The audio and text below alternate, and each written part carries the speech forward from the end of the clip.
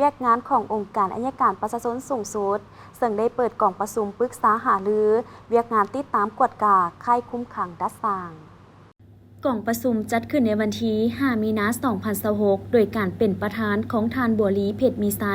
หัวหน้ากลุ่มติดตามกวดกาค่ายคุ้มขังดัดสร้างองค์การอัยการประชาชนสูงสุดมีหัวหน้าคณะศาลอาญาศาลประชาชนสูงสุดต่างหน้าคณะกรมจากกรมตำรวจคุ้มขังดัดสร้างพร้อมด้วยภาคส่วนที่เกี่ยวข้องเข้าร่วม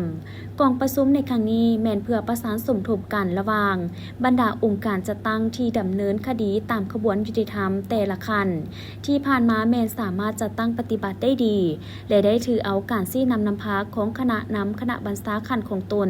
และกฎหมายเป็นบอนอิงในการจัดตั้งปฏิบัติพร้อมนี้ก็ได้มีการประสานสมทบกับแขนงการภายในของตนและภาคส่วนที่เกี่ยวข้อง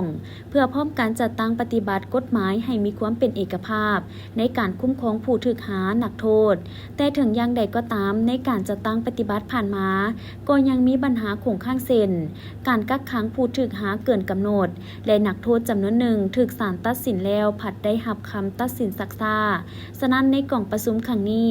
จึงถือว่าเป็นเวทีในการแลกเปลี่ยนความคิดความเห็นและประสานงานระหว่างองค์การที่ดำเนินคดีตามขบวนยุติธรรมในการแก้ไขปัญหาที่ยังคงค้างเพื่อเฮ็ดให้การคุ้มครองผู้ถูกหานักโทษมีความเป็นระเบียบเรียบร้อยยุติธรรมโปร่งใสและสอดคล้องกับกฎหมาย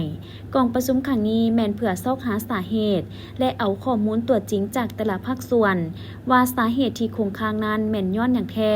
และทางได้พร้อมกันวิเคราะห์วิจัยปัญหาเพื่อซอกหาวิธีแก้ไขที่เป็นจุดสุ่มมีความเป็นเอกภาพสามารถเข้าไปสู่เวียกงานตัวจริงได้